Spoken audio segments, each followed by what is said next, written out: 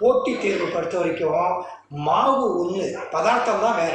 நாடா கொன்றா, காடா கொன்றா, அவதா கொன்றா, மிசையா கொன்றா, எவ்வழி நல்லவர் ஆடவர் அவ்வழி நல்ல வாழிய நலனே. சரி, கோச்சிங் சென்டர் போய் படிக்கணுமா, வீட்டில் உட்காந்து படிக்கலாமா? தமிழ் மீடியத்தில் படிக்கலாமா, இங்கிலீஷ் மீடியத்தில் படிக்கலாமா? எவ்வளோ நேரம் சார் படிக்கிறது?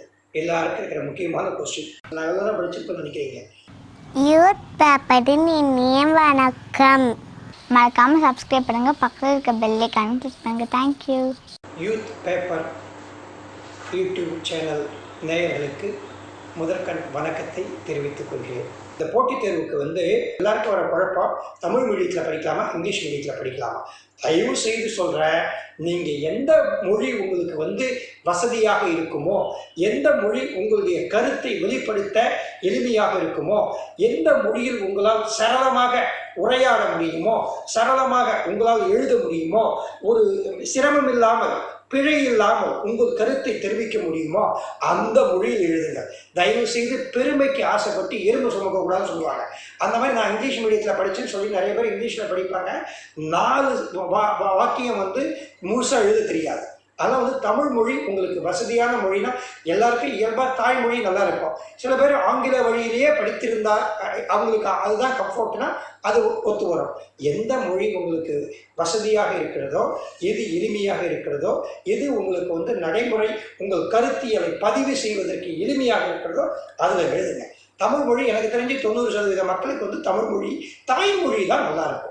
தாராளமாக எழுதுங்க. இப்போ அதில் சார் இங்கிலீஷ் மீடியத்தில் எழுதினா தான் மார்க் போடுவாங்கன்னு சொல்கிறாங்க. நோ. இப்போ சட்டமறுப்பு இயக்கம் இருக்குது. இப்போ சிவில் டிசோபீடியன்ஸ் மூமெண்ட். அதை சிவில் டிசோபீடியன்ஸ் மூமெண்ட் எந்த வருஷம் ஆரம்பிச்சது, எதுக்காக ஆரம்பிச்சது, தண்டி சத்தியாகிரகம்னா என்ன, அதற்கு நிகராக காந்தி ஆரம்பித்த தர்சனா சத்தியாகிரகம்னா என்ன, இதோடு தொடர்புடைய வானர சேனா அப்படிங்கிற அமைப்பு என்ன, இதை தொடர்ந்து உருவான வட்டமேஜை மாநாடு என்ன, அந்த காந்தி இர்வின் ஒப்பந்தம் என்ன, இதையெல்லாம் கோர்வையாக எழுதுனா எந்த மொழியில் எழுதினா என்ன இருக்கு? தமிழ் மொழியில் எழுதினா, ஆங்கில மொழியில் என்ன? கருத்தை தானே பதிவு செய்ய போகிறோம், விஷயங்கள் தானே இருக்கணும் இல்லையா? நம்ம நம்முடைய அதாவது நமக்கு விஷயங்கள், நம்முடைய கருத்து, நம்முடைய அதாவது கண்டென்ட், ஓகே, அது இருக்கணும் இல்லையா? இன்னும் சொல்ல போனால் இந்த கலோக்கியில் சொல்ல சரக்கு விஷயங்கள் இருக்கணும் இல்லையா? அதெல்லாம் அது இருந்தால் அவங்க திருத்துறவங்க மதிப்பிட போகிறாங்க. இந்தந்த விஷயங்கள் இப்போ நான் சொன்னேன் இல்லையா, எல்லாம் தண்டி சத்தியாகிரகம் படிச்சிருப்போம், அதான் தர்ஷனா சத்தியாகிரகம் தெரியாது, வானர சேனா தெரியாது. அதற்கு நீங்கள் குரோவர் புத்தகமோ நம்ம பிபின் சந்திரா புத்தகமோ டீப்பாக படித்தாதான் தெரியும். அப்போ நம்ம எந்த விஷயத்தை எழுதினா நம்ம எழுதக்கூடிய விஷயங்கள் தான் முக்கியம். மொழி முக்கியம். எந்த மொழியில் எழுதினா என்ன, எழுதக்கூடிய விஷயங்கள் தான் முக்கியம். ஸோ அதில் ஹார்ட் ஒர்க் நம்பிக்கையோடு படிங்க. மொழி எந்த மொழியில் வேணாலும் படிங்க. அது மாதிரி நிறைய பேருக்கு குழப்பம் இருக்கிறது. சரி, கோச்சிங் சென்டர் போய் படிக்கணுமா, வீட்டில் உட்காந்து படிக்கலாமா, அல்லது காலேஜில் உட்காந்து படிக்கலாமா? எங்கே போய் வேணாலும் படிக்கலாம். நானும் கோச்சிங் சென்டர் படிக்கலை. அந்த காலகட்டத்தில் கோச்சிங் சென்டர் அதிகமாக இல்லை. அதனால் கொஞ்ச நாள் எஸ்டிஐயில் தங்கி யூபிஎஸ்சிக்கு படித்தோம். எந்த இதில் படித்தாலும் சரி, தேவையான புத்தகங்கள், தேவையான அதற்குரிய material, question bank, previous question banks இதெல்லாம் கிடைச்சா தாராளமாக எங்கிருந்து வேண்டுமானாலும் படிக்கலாம். ஆனால் கோச்சிங் சென்டர் என்னென்னா, அங்கே கொஞ்சம் செலவு பண்ணாலும் ஒரு சின்ன அட்வான்டேஜ் அதில் என்னென்னா, அவங்க இப்போ நம்ம மூலிகை மாதிரி தேடி இருக்கிறத கோச்சிங் சென்டர் மாத்திர மாதிரி கொடுப்பாங்க. அதை அவங்க கன்சாலிடேட் பண்ணி, ஹிஸ்ட்ரினா போன வருஷம் இவ்வளோ கொஸ்டின் கேட்டிருக்காங்க, இவ்வளோ கேட்டிருக்காங்க, இந்த டாப்பிக்கில் கேட்டிருக்காங்க, இந்த மாதிரி வருது, ஆனால் இவ்வளோ படிக்கணும். அப்போ ஒவ்வொரு டாப்பிக்லையும் என்னென்ன படிக்கணும், பல வருஷமாக பல பேட்சுக்கு அவங்க எடுத்து எடுத்து எடுத்து சொல்லி கொடுத்து அவங்க அதை ஒரு ஒரு ஷேப் ஆக்கி வச்சுருப்பாங்க, ஒரு வடிவப்படுத்தி வச்சுருப்பாங்க.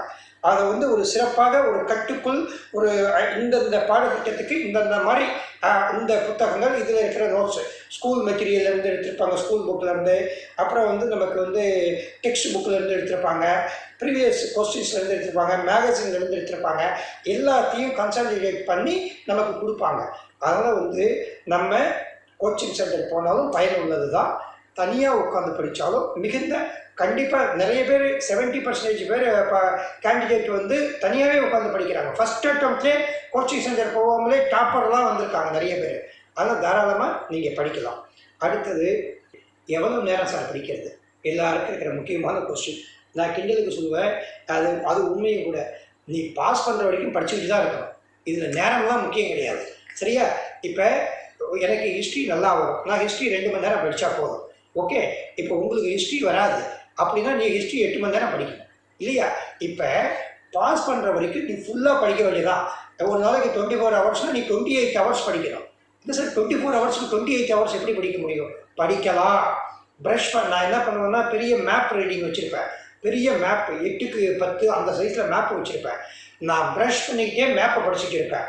ஈக்குவட்டார் எந்தெந்த நாடு வழியாக பூமத்தி ரகை போகுது, டிராஃபிக் ஆஃப் கேன்சர் எந்தெந்த நாடு மாநிலங்கள் வழியாக போகுது, கேப்ரிகோன் எப்படி போகுது, எங்கெங்கே என்னென்ன தீவுகள் இருக்குது, இப்போ வந்து இது மெடிட்டரேனியன் சி இருக்குன்னா அதை சுற்றி இருக்கிற நாடு என்ன, இப்போ ஆல்ப்ஸ் மலை இருக்குன்னா அந்த ஆல்ப்ஸ் மலை எந்தெந்த நாட்டில் இருக்குது, இது எகிப்து ரிவர் போகுதுன்னா அது எத்தனை நாட்டை கடந்து போகுது.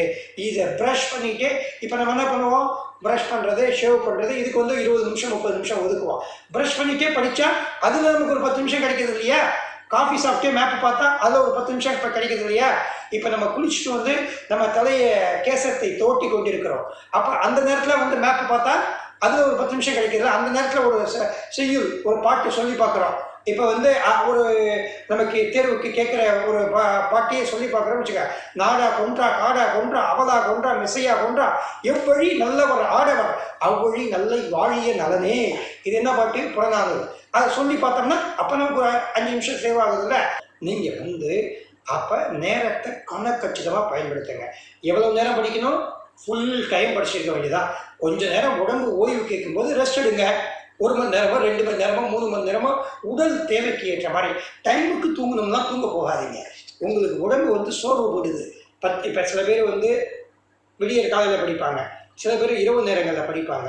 இப்போ என்னை பொறுத்த வரைக்கும் நான் எக்ஸாமுக்கு படித்தது இரவு முழுக்க படிப்பேன். இரவுங்கிறது வந்து அது எனக்கான இரவு, அது எனது நேரம், இரவு அது எனக்கான பொழுது அப்படின்னு அந்த இரவை ரசித்து படிப்பேன்.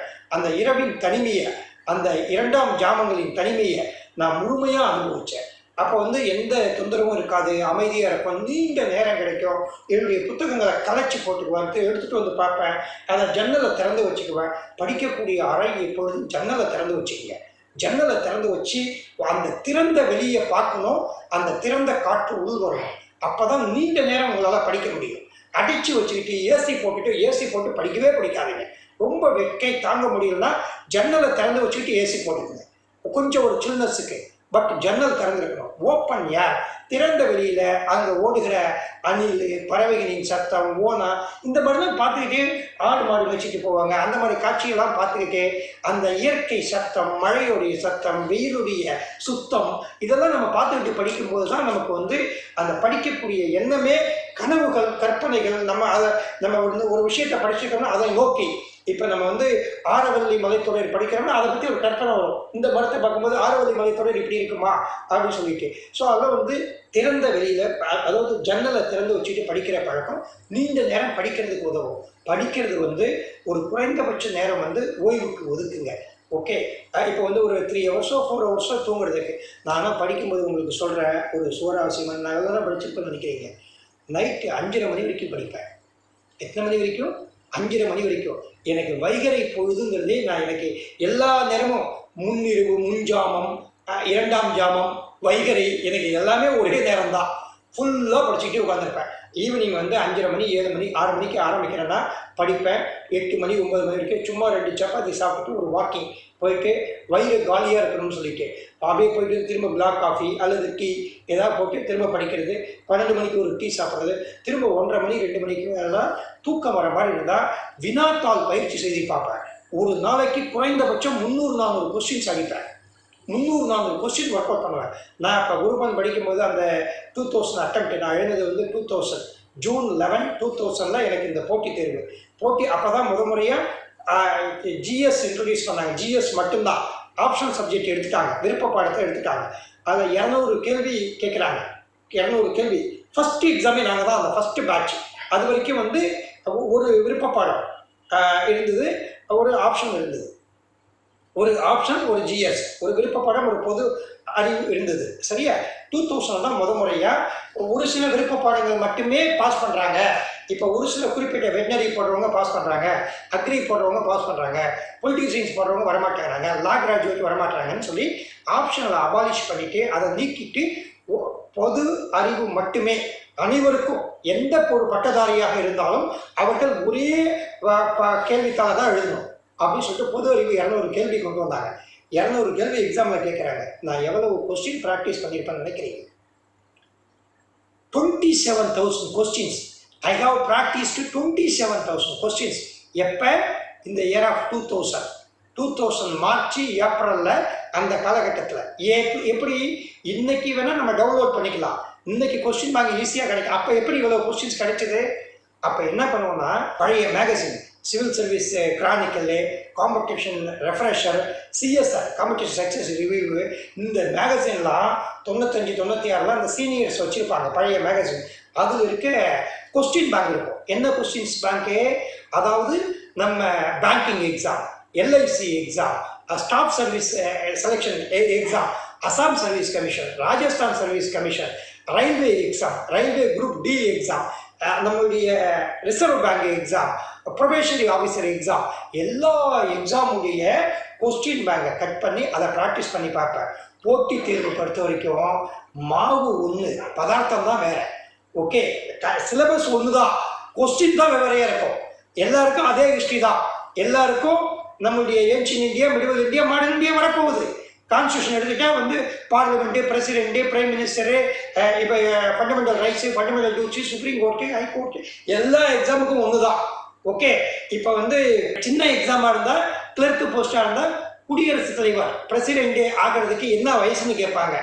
இப்போ பெரிய எக்ஸாமாக இருந்தால் குரூப் 1 மாதிரி எக்ஸாமில் பிரசிடென்ட் எலெக்ஷனை யார் நடத்துகிறாங்கன்னு கேட்பாங்க.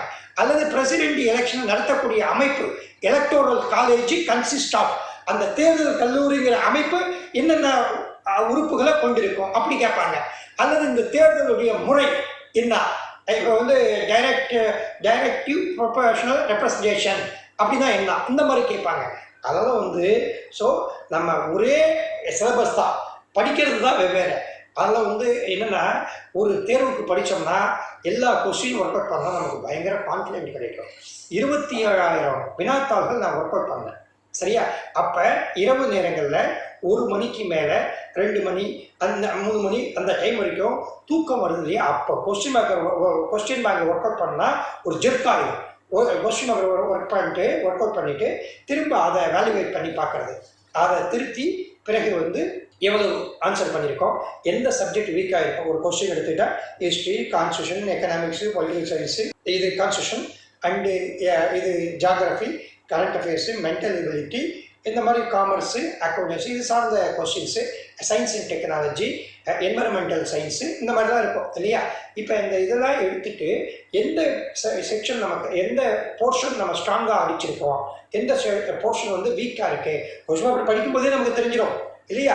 இப்போ இதெல்லாம் வந்து உட்காந்து ஒர்க் அவுட் பண்ணிட்டு திரும்ப 3 மணிக்கு மேலே இதை படிக்க ஆரம்பிப்பேன், எதில் வீக்காக இருக்கும் அப்படின்ட்டு. அது மாதிரி படிச்சிருப்பேன். 4 மணி, 4:30 மணி, 5 மணி ரசித்து படிப்பேன். வெளியில் வந்து நிலா வெளிச்சத்தை பார்க்குறது, அந்த வேலைப்பஞ்சாடிங்கிற இடத்துல தங்கி படித்தோம். அந்த வாழ்க்கையை நான் ரொம்ப ரசித்து படித்தேன். அப்போ பார்த்தா 1 மணி 1:30 மணிக்கெலாம் ஒரு டயர்ட்னஸ், ஒரு சின்ன களைப்பு வருது, ஒரு தூக்க கலக்கம் வருதுன்னா ஒரு சூடாக ஒரு தேநீர், கடுஞ்சாயா, இந்த பிளாக் டீன்னு சொல்லக்கூடிய சூடாக போட்டு அதை எடுத்துக்கிட்டு அப்புறம் வேஷ்டி பனியன் போட்டு ஜாலியாக ஹாயாக வெளியில் வருவேன். அப்போ அந்த சூடாக டீயை எடுத்து ஹாட்டை கொதிக்க வைக்கணும். எனக்கு கொதிக்கிற டீ எடுத்து வந்து குடிக்க கூட மாட்டேன். அதை என்ன பண்ணுவோம்னா இந்த ஸ்கின்னில் இருந்த இடத்துல வந்து அப்படியே வச்சு இந்த சூடுக்காக அந்த அந்த அப்படியே வெளியில் வந்து பனி கொட்டும். அந்த பனி விழும் இரவில் வந்து ரசனையோட கனவுகளோடு வரும்போது இந்த சூடான டீயை அந்த சில்னஸை போக்குற மாதிரி அந்த ஹாட்டை வந்து இந்த இடத்துல இந்த ஃபோராமில் வைப்பேன். வச்சு அது ஒரு ஹாப்பியாக இருக்கும் எனக்கு. படிக்கட்டில் உட்காந்துட்டு அந்த டீயை சாப்பிட்றது, நிலாவை பார்க்குறது அப்படின்னு சொல்லிட்டு ஒரு மாதிரி ரசனையாக ஒரு தேநீர் அருந்து பருகுவது கூட அப்படி தான் ரசனையாக பண்ணது காலகட்டம் அது. அப்போ வந்து படிக்கிறது எப்படி இருக்குன்னு நினச்சி பார்த்துக்குங்க. அப்போ ஸோ இது மாதிரி போயிட்டு வந்து காஃபி டீ சாப்பிட்டுட்டு திரும்ப கொஸ்டின் பேங்க் ஒர்க் அவுட் பண்ணுறது. அது மாதிரி 3 மணிக்கு 4 மணிக்கு திரும்ப தேவைன்னா ஒரு டீ, அப்படி இல்லாட்டினா அப்படியே கொஞ்சம் படிக்கிறது. திரும்ப 5:30 மணிக்கு காலையில் பார்த்தா என்னுடைய அறை பார்த்தா அப்படியே ஏதோ இந்த இந்த இது கலவரம் நடந்த இயற்கை பேரிடர் நடந்த அறை மாதிரி இருக்கும். அந்த புத்தகம் இங்கே கிடக்கும், இந்த புத்தகம் கிடக்கும், எழுதி பார்த்து டேக் போட்டு கட்டி வச்சிருப்பேன், இந்த பேனா இறஞ்சி கிடக்கும். வெறும் தரையிலே படுத்துருவோம் உண்மையை சொல்ல போனால். அதாவது அந்த வெறும் தரையிலே அவ்வளவு களைப்பா அப்படியே அதுக்காக இதே பண்ண மாட்டேன். ஒரு ஒரு பெட்டு போடணும்னு கூட மெனக்கிட மாட்டேன், அப்படியே படுத்துருவேன். அப்படிதான் என்னை பொறுத்திருக்கு நான் தூங்கணும்னு நினைப்பேன். அந்த தூக்கங்கிறது உடம்பு இழுக்கணும். அந்த உடம்பு எனக்கு கொஞ்சம் நேரம் ஓய்வு வேணும், அந்த நேரத்தில் ஓய்வு எடுக்க போகணும். திரும்ப அந்த தூக்கம் நல்லா டீப் ஸ்லீப் இருந்தால் 5:30 மணிக்கு படுக்க போயிட்டு 7:30 மணிக்கு எந்திரிச்சிடுவேன். இது வரைக்கும் என் லைஃப்லேயே 7:30 மணிக்கு மேலே நான் தூங்குதலே கிடையாது. சென்னை சிட்டியில் இரவு முழுக்க இரவு போவோம். அப்படியுமே அது 7:30 மணிக்கு மேலே இது வரைக்கும் எனக்கு என் லைஃப்லேயே 8 மணி 9 மணிக்கு தூக்கங்கிறது எனக்கு இன்னும் அலர்ஜி மாதிரி. அது அப்படி ஒரு பழக்கம் எனக்கு இந்த வரைக்கும் நடக்கலை. எனக்கு தெரியல ஃபியூச்சரில் இருக்குமான்னு. அது ஏன்னா 7:30 மணிக்கு அப்படி பழகி எழுந்திருச்சு இரவு முழுக்க படிக்கிறது. அதான் சொல்கிறேன், இது இரவு எனக்கான நேரம், நமக்கான ஆட்டத்தை ஆடணும் அந்த நேரத்தில் அப்படின்னு சொல்கிறேன். இப்போ புரியுதா எவ்வளோ நேரம் படிக்கணும்னு? அதில் உங்களுக்கு ஓய்வு ஃபுல்லாக படிங்க. அப்போ ஓய்வுங்கிறது என்னென்னா, ஓய்வுங்கிறது நம்ம அப்படியே இழுத்து போட்டுக்கிட்டே அப்படியே கவுந்தரிச்சு படுத்து தூங்குறது இல்லை. ஓய்வுங்கிறது மாற்று பணியை செய்வது. உங்களுக்கு படிக்கிறீங்க, ஒரு களைப்பாக இருக்குது, ஓய்வு வேணும்னா கண்ணை மூடிட்டு ஒரு இளையராஜா பாடலை உற்சாகமாக கேட்குறது, ஒரு இசையை இப்போ யானி இசையை உங்களுக்கு பிடிக்கும்னா கேட்குறது, வேல்ஸ் நிர்வாணா மியூசிக் இருக்குன்னா அதை கேட்குறது. உங்களுக்கு பிடிச்ச ஒரு இசையை கேளுங்க, உங்களுக்கு பிடிச்ச ஒரு பாடலை, ஒரு உற்சாகப்படுத்தக்கூடிய ஒரு சொற்பொழிவை, ஒரு நல்ல அறிஞர்களுடைய ஸ்காலர்ஸுடைய பேச்சை, இந்த மாதிரி உற்சாகப்படுத்த ஒரு அருவி ஓசையை உங்களுக்கு பிடிச்சதை கேளுங்க. இப்போ தான் இணையங்கிற ஒரு பெரிய பொக்கிஷன் நமக்கு இருக்கு இல்லையா? யூடியூப்புங்கிறதுலாம் ஒரு கொடுப்பினை. யூடியூப்லாம் மனித குலத்துக்கு கிடைச்ச ஒரு கொடை. எந்த நேரத்துலையும் எதையும் எல்லாருக்கும் கொண்டு சேர்க்கிறது, எதையும் நம்ம பார்க்கலாம். நான் படிக்கும்போது ஃபதேபுர் சிக்ரியெல்லாம் படித்து அப்படியே பிரமிச்சு போய் அதை பார்க்கணுன்னு ஆசைப்பட்டேன். புலந்தர் வாசா குஜராத் படையெடுப்புக்கு அக்பர் கட்டிய அந்த வெற்றி தோரண வாயில பார்க்கணும். அந்த ரெட் சாண்ட்ஸ்டோன் அந்த ஆர்னமெண்டல் ஆர்ச்சை பார்க்கணும் ரொம்ப ஆசை. அதை வரைய ஃபெர்குசன் எழுதியிருப்பார் புத்தகத்தில். என்ன எழுதியிருப்பாரு? கல்லில் வடித்த ஓவியம்னு. அந்த கல்லில் வடித்த ஓவியத்தை பார்க்கணும்னு ஆசை. புத்தகத்தில் பார்த்தா டார்க்காக பிளாக்காக படம் போட்டு வச்சுருப்பாங்க. இப்போ யூடியூப்பில் நீங்கள் ஃபதேபுர் சிக்ரி ட்ராவல்னு போடுங்க, அடுத்த செகண்ட் கொட்டும் இல்லையா? ஸோ இந்த மாதிரி ஒரு இணையத்தை அந்த தொழில்நுட்பத்தை நம்ம இந்த வசதி வாய்ப்பை பயன்படுத்திக்கணும். இதெல்லாம் படித்து உற்சாகப்படுத்தி இந்த மாதிரி ஆல்டர்னேட் பண்ணணும். எப்பவுமே ஓய்வு என்பது மாற்று பணியை நமக்கு ஒரு கடினமான ஒன்றிலிருந்து இலகுவான ஒன்றை, பிடித்தமான ஒன்றை, உற்சாகப்படுத்தக்கூடிய ஒன்றை, எழுச்சி பெறக்கூடிய ஒன்றை, நம்மை அமைதிப்படுத்தக்கூடிய ஒன்றை, நம்மை ஆற்றுப்படுத்தக்கூடிய ஒரு பணியை செய்வது தான் ஓய்வு. உடனே போய் அப்படியே தூங்கிட்டு இருக்கிறது இல்லை. தூக்கம் வந்தால் அது தானாகவே தோணும். அந்த நேரத்தில் தூக்கம் எதையும் எதிர்பார்க்காது, ஓய்வுமே எதிர்பார்க்காது, எனக்கு இருந்த மாதிரி பெட்டை கூட எதிர்பார்க்காது. அது பாட்டுக்கு இழுத்துக்கிட்டு போகும். ஸோ அதெல்லாம் இந்த மாதிரி இது பண்ணிட்டு படிக்க வேண்டிய நாளில் குறைந்தபட்சம் 12-15 மணி நேரம் 18 மணி நேரம் படிக்கணும். இல்லை டைமே கிடையாது. அதான் சொல்கிறேன்னே, பாஸ் பண்ணுற வரைக்கும் நீ படிச்சுக்கிட்டே இடையில கொஞ்சம் நேரம் தூங்கிக்குவோம், கொஞ்சம் நேரம் ரெஃப்ரெஷ் பண்ணிக்கிங்க, அவ்வளோதானே.